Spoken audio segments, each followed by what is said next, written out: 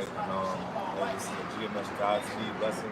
And first and foremost, we want to give our praise and glory to Yahweh, Yahweh Shem Ba'ashem Yahweh Shai, Yahushua Shem Ba'ashem Rakadash. Kakadash. Belongs to the elders and apostles of Great Millstone.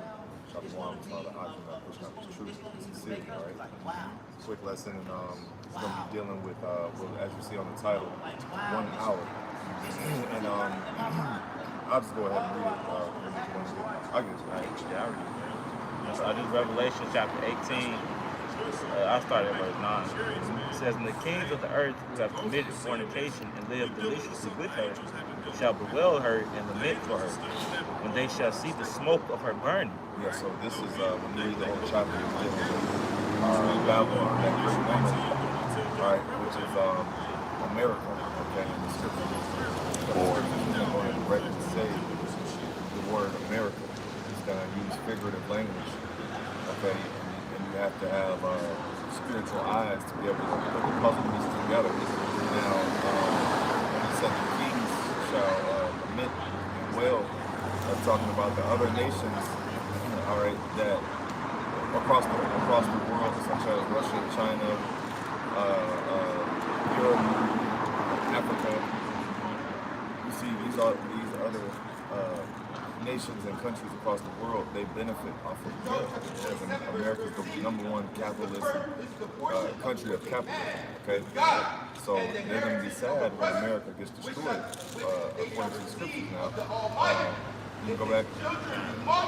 Continuing in verse 10, it says, just like I can continue in verse 9, it says, "Shall bewail her and lament for her, when they shall see the smoke of her burning, standing afar off for the fear of her torment, saying, Alas, alas, the great city Babylon, the mighty city, for in 1 hour is thy judgment come." All right, so there's that 1 hour. Now, it's no coincidence that Vladimir Putin actually they've been saying it. I don't know if it was Putin himself or one of the Russian officials, but they basically have been bragging for a long time that their nuclear warheads can touch American soil in 1 hour. And really, I feel like it's even more advanced. It can be faster than that. So that goes to show you that this place will be destroyed very, very quickly, man. When the Lord puts it on the spirit to these other nations, because Proverbs 21:1 it says the king's heart is in the hands of the Lord. So the Lord's gonna put the spirit on these different kings and you say, man, fuck it, man, we're just gonna go ahead and push this button on America. And 1 hour is the length of time that it's gonna take. I'm not gonna add, you can just off the amount of damage that one missile can do, really obliterate, the city. Versus 200 million, warheads, man. So imagine the amount of damage that 200 million, warheads is gonna do. Yeah, because like the actual fire circumference is not very large, but what makes it more deadly is that radiation. Okay, so that radiation will spread, hundreds of miles, beyond. And that's just, we're talking about one. We ain't talking about 200 million, which is a very, very large amount. You got it. I got a precept in Joel chapter 2. We just read this, but I started at verse 3. It says, a fire devours before them, and behind them a flame burneth. The land is as the Garden of Eden before them, and behind them a desolate wilderness. Yet nothing shall escape them. This is going into the destruction of that the missiles gonna cause. Everything, like I said, the Garden of Eden, before and behind them, is basically destruction. All right, just going into the damage that these missiles are going to cause. We're going into in that 1 hour, man. All right, 60 minutes. And we all know that, the scriptures say that the Lord shortened the days. So it's really gonna feel even quicker than that. You know, for the elect, for those of them who's played by those missiles, it's gonna feel like eternity, man. You know, but it says, so like I'm gonna start up. I'm gonna read verse 2. It says, a day of darkness and of gloominess, a day of clouds and of thick darkness, as the morning spread upon the mountains, a great people and a strong. You see, it says, this is speaking of the missiles, man, a great and strong people. All right. So it says, there have not been ever the like, neither shall be any more after, since the years of many generations. So it's great and strong people going into their might, you know, the power behind it. Yeah, because when you read down, it goes into what it say? The weak shall say I'm strong. Mm-hmm. Is that the second or third chapter? That's the second. Second, but yeah, we'll show them. All right, yeah, I agree. 9. Yeah. It's like it's the third. Joel chapter 3 and verse 9. It says, proclaim ye this among the Gentiles, prepare war. Wake up the mighty men, let all the men of war draw near. Let them come up. Beat your plowshares into swords, and your pruning hook into spears. Yeah, so plowshares and pruning hooks are instruments for tilling. Farming. Farming, yeah, right. And so it said into what? Spears, and then the other one is what? The pruning hooks, and your pruning hooks into spears, and your plowshares into Swords. So spears and swords, those two farming instruments are going to be turned into, they're going to be now weapons. Mm-hmm. Put those down and pick the weapons up. Yep. Right? But did it go to your point yet? No. It says, verse 10, it says, beat your plowshares into swords, and your pruning hooks into spears. Let the weak say, I am strong. Yeah, let the weak say, I am strong. Okay? That's talking about the weaker nations, just like we went into with talking about these other nations.